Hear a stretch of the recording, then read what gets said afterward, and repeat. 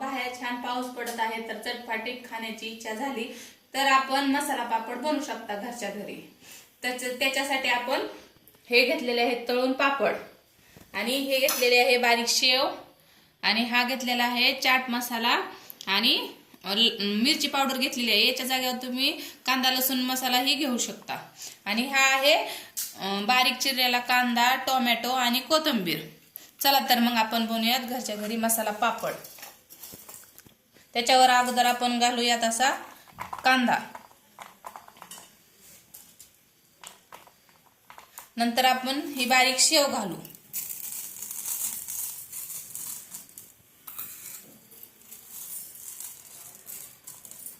शेव घातल्यानंतर आपण याच्यावर घालूया चाट मसाला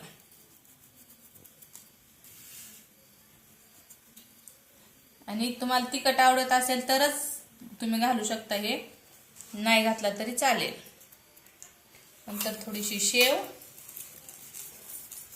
आणि नंतर थोडासा कांदा। हे घ्या मित्रांनो, तयार आहे आपला चटपटीत मसाला पापड।